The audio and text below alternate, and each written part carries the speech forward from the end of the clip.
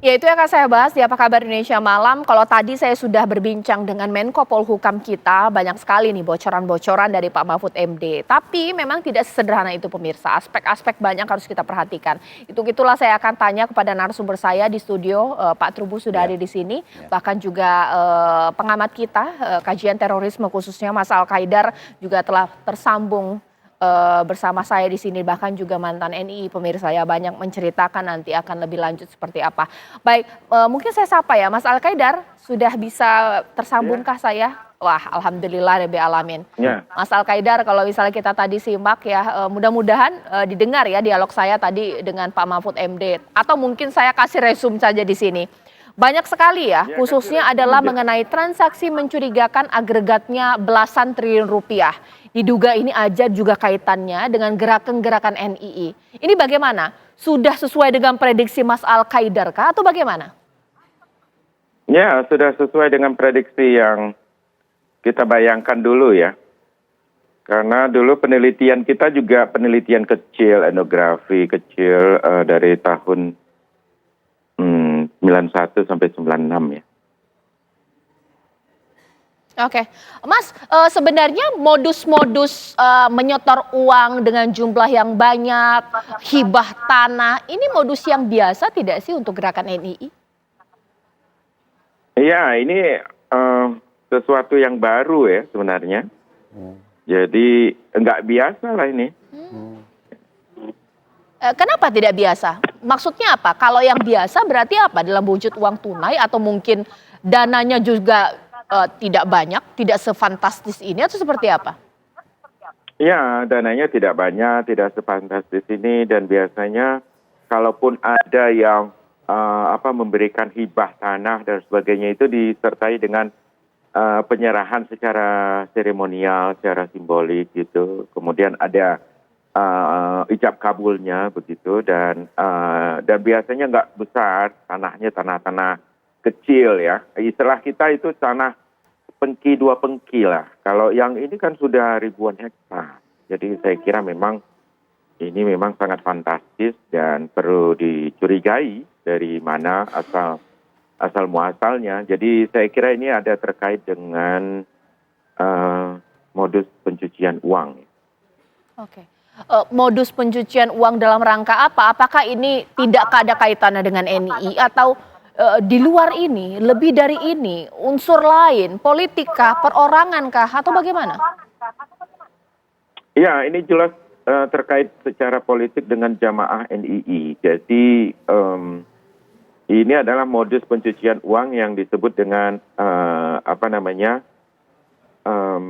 mereka memberikan janji-janji dengan menjual program namanya program Kirot yang akan dikembalikan nanti setelah 5 tahun. Program Kirot itu adalah program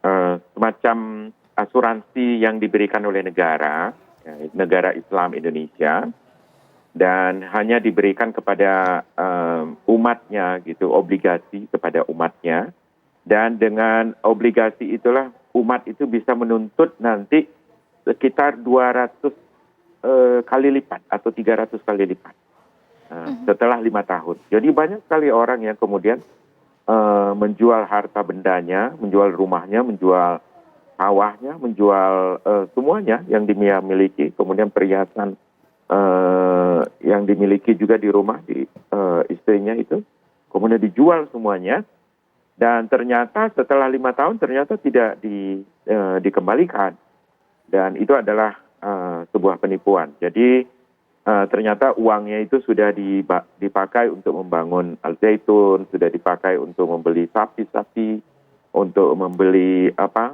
sawah-sawah, jadi untuk swasembada beras, kemudian juga untuk pendirian sekolah-sekolah PAUD di seluruh kabupaten.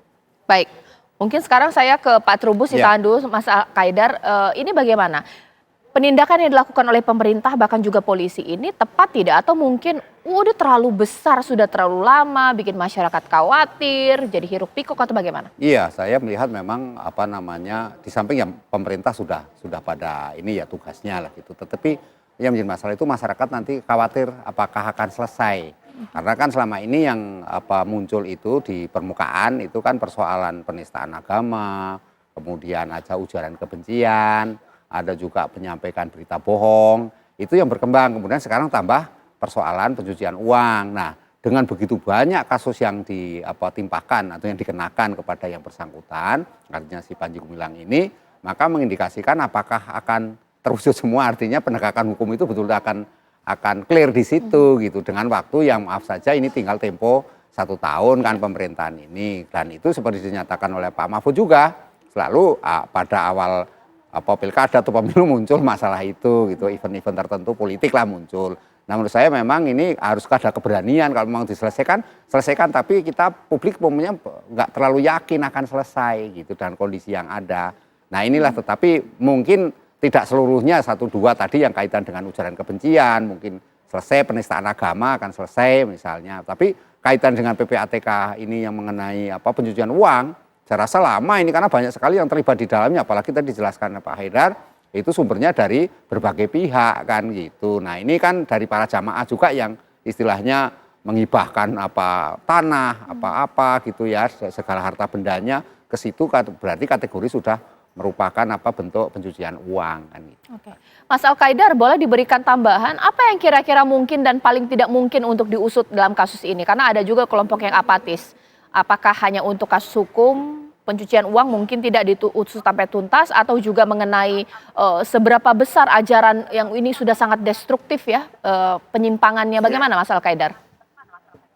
Ya, yang paling mungkin itu untuk diusut dari Panji Gumilang dan Al Zaitun ini adalah yang pertama itu kasus penistaan agama, apostasi. Kemudian yang kedua adalah kasus pelecehan seksual, dan yang ketiga adalah kasus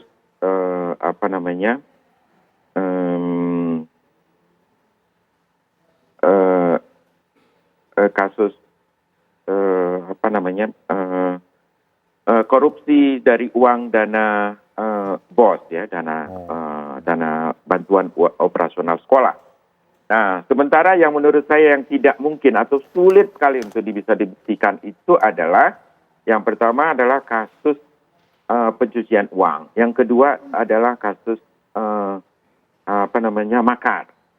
Karena yang namanya kasus makar ini kalau misalnya bisa dibuktikan kemudian terbukti misalnya Panji Gumilang melakukan makar, ini sangat tidak mungkin, sangat tidak masuk di akal. Karena apa?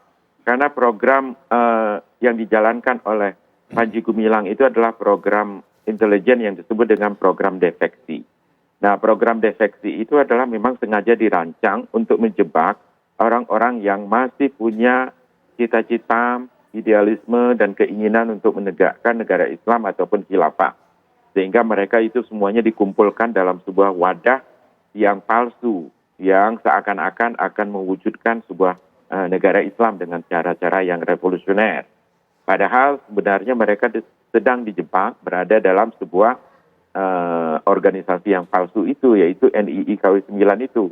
Yang kemudian mereka dibuat kapok dan jera, dihisap uang-uangnya semuanya dalam bentuk zakat, infak, sedekah, dan juga kirot, dan juga harakah Ramadan, dan juga harakah kurban, dan sebagainya.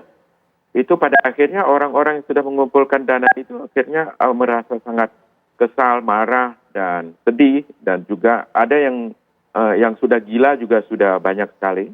Jadi teman-teman saya yang sudah mengumpulkan itu bahkan ketika ditanya lagi tentang soal itu sudah nggak mau berkomentar lagi karena saking marahnya, saking kesalnya, dan saking tidak masuk di akalnya, saking memalukannya juga, karena itu dianggap sangat tidak masuk akal. Baik, Mas Trubus, Pak Trubus bagaimana?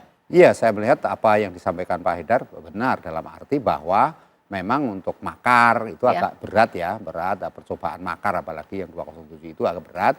Terus kaitan dengan TPUU ini, pencucian uang, ini juga butuh proses yang panjang karena banyak pihak kan. Sedangkan untuk kasus penistaan agama, kemudian ujaran kebencian dan penyampaian berita bohong, ini sudah ada 26 saksi yang diundang. Artinya yang dihadirkan gitu ya untuk bersaksi. Tetapi itu di luar yang ahli-ahli juga belum, ahli agama misalnya, ahli sosiologi, ahli-ahli tentang apa IT gitu ya, itu belum dihadirkan Ya, semua. baik. Artinya di situ masih prosesnya masih panjang Baik, gitu loh, Mbak. ya. Gitu. Trubus, terima kasih. Kita tunggu bagaimana langkah cepat dari pemerintah, khususnya dari Ya. aparat kepolisian untuk mengusut kasus ini. Terima kasih juga Mas Al-Qaedar sudah memberikan pandangannya di malam hari ini. Sesaat lagi sejumlah informasi lainnya akan saya hadirkan untuk Anda usai jeda berikut.